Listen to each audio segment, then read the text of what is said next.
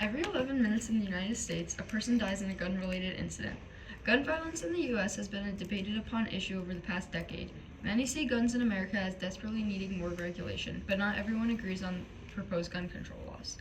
Many proposed bills, such as the Sandy Hook Elementary School Violence Reduction Act, proposed in 2013, were sent to Congress but lacked enough bipartisan political support to go any further.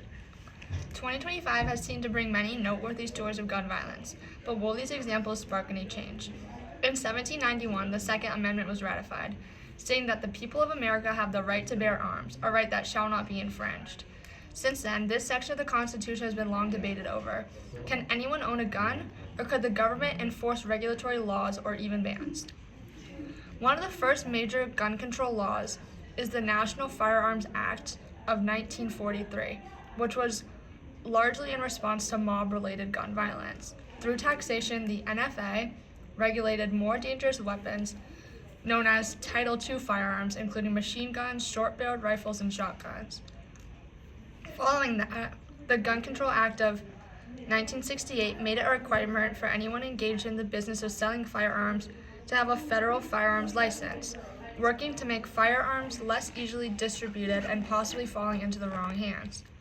Continuing through the last decade, various laws have been put in place to regulate gun ownership, gun violence, and attempts to stop mass shootings. Even with the gradual emergence of laws in our country, it seems that gun violence has only been getting worse. Between 2014 and 2023, gun-related deaths, including suicides and homicides, have increased by nearly 40%. Yearly incidents like these seem to make national news. On September 10, 2025, right-wing political activist and founder of Turning Point USA, Charlie Kirk, was shot and killed at Utah Valley University while speaking at an outdoor campus debate.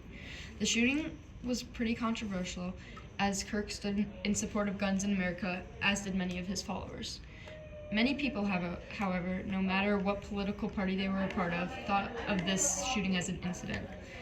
Many brought up the point that no one should be shot for talking about their opinions, as there's the amendment of freedom of speech.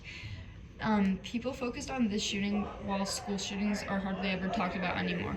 In fact, there was one shooting in Colorado on the same day. As a society, we need to come together as a community to talk about the issues of guns and safety in total in our society, because too many people are being killed and no one should want that. In fact, there was just recently a shooting at Brown University. On December 13, 2025, a spree shooting began at Brown University in Providence, Rhode Island during the second day of final examination week. The incident quickly became a national talking point, not only because it happened in a space meant for free speech, but because it highlighted how unsafe academic environments can be. According to multiple news reports, a gunman opened fire inside one of the engineering buildings, killing 2 students and injuring 9 others.